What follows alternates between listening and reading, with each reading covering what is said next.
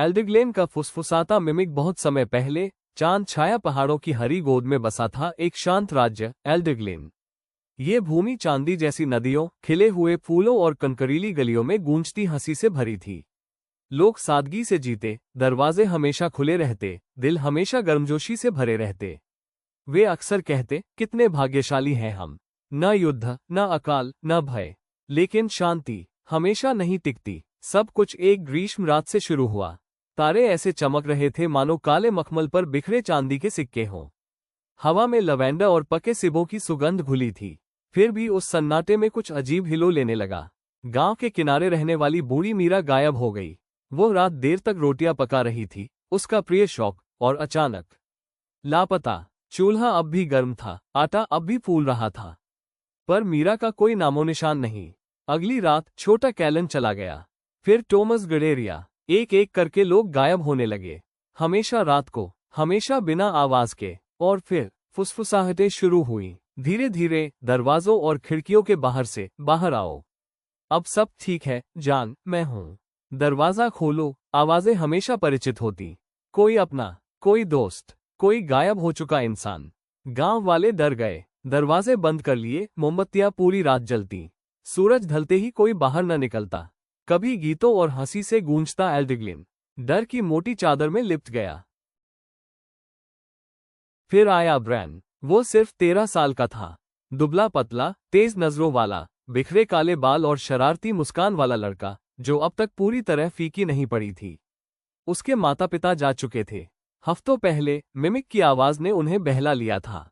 Bran ने खुद भी सुना था, ब्रैन, हम हैं, हम बाहर हैं, हमें घर का रास्ता मिल गया। लेकिन ब्रैन समझ गया। उसकी आत्मा कांप उठी थी। आवाज बहुत परफेक्ट थी, बहुत चिकनी, जैसे किसी ठंडी, भूखी चीज ने उसके माता पिता की याद को पहन लिया हो। उसने कसम खाई, वो पता लगाएगा, ये शिकारी कौन है। एक रात उसने सुना, अपनी ही अटारी की खिड़की के बाहर से आवाज, उसकी अपनी, ब्रैन, आओ देखो, तुम ये देखना चाहोगे। तभी उसे समझ आया, मिमिक सिर्फ दूसरों की नकल नहीं करता। वो किसी का भी रूप ले सकता है, किसी का भी बन सकता है। वो केवल शिकार नहीं कर रहा था, वो सीख रहा था। उस रात ब्रैन घर से निकला, हाथ में एक आईना, एक लालटेन और अपने पिता का पुराना चांदी का खंजर लेकर। वो फुसफुसाहट के पीछे पीछे जंगल में चला गया। पेड़ ऊंचे होते गए, चांदनी जमीन तक नहीं पहुंच पाती। और फिर उसने देखा, वो उसकी माँ थी, झरने के पास घुटनों के बल बैठी, पीठ उसकी ओर, धीरे धीरे लोरी गुनगुनाती, वही लोरी जो वो बचपन में सुनता था। माँ, ब्रैन ने धीमे से कहा। वो मुड़ी, और पल भर के लिए सचमुच वही थी। हरे नयन, कोमल मुस्कान, थोड़ी पर छोटा सा दाग। लेकिन झरने में परछाई हिली ही नहीं, बस टकटकी लगाए देखती रही। ब्रैन ने आईना उठाया। ये तुम नहीं हो, उसने दृढ़ता से कहा। मिमिक फुफकारा। उसका शरीर पिघलने लगा, चेहरे की त्वचा मोम की तरह ढलकी। और वहां खड़ा था लंबा, पतला, धूसर चमड़ी वाला जीव, बिना चेहरे, लंबे हाथ पैर और मुंह जो पूरे चेहरे को चीर देता था। बहुत चालाक हो, वो खड़खड़ाती आवाज में बोला। बहुत चालाक, वो झपटा। ब्रैन लुढ़क कर बचा और चांदी का खंजर चला दिया। प्राणी चिल्लाया, चांदी ने गहरा घाव किया। तुम्हें चांदी पसंद नहीं, ब्रैन ने फुसफुसाया। तुम तो बच्चा हो, वो दहाड़ा। तुम इस जंगल से जिंदा नहीं जाओगे। लेकिन ब्रैन के पास योजना थी। वह भागा, गांव की ओर नहीं, बल्कि और गहराई में। भूला हुआ मंदिर, वहां जहां दीवारों पर दर्पण लगे थे। बूढ़ी मीरा ने कहा था, मंदिर में हर जगह आईने हैं। इतने सारे नजरें, कि असली सच्चाई छुपती नहीं। वो मंदिर पहुंचा। दीवारों पर टूटे फूटे दर्पणों के टुकड़े अब भी चांदनी में चमक रहे थे। मिमिक धीरे धीरे भीतर आया, अब उसके पिता का रूप धारण कर। लेकिन हर आईने में वो वही धूसर राक्षस दिख रहा था। ब्रैन की आवाज मजबूत थी, तुम चेहरे और आवाजें चुरा सकते हो, लेकिन सच्चाई नहीं। मिमिक गुर्राया। तुम्हें सच्चाई के बारे में क्या पता?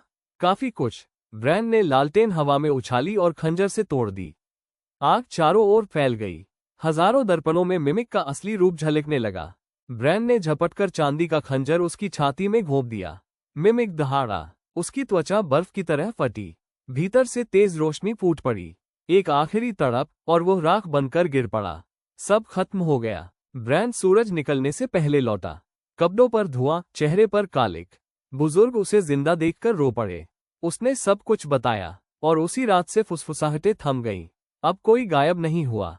एल्डिगलेन में शांति लौट आए, लेकिन हर घर में दर्पण लगाए गए, एक याद दिलाने के लिए, क्योंकि कभी कभी तुम्हारा अपना प्रतिबिंब भी झूठ बोल सकता है।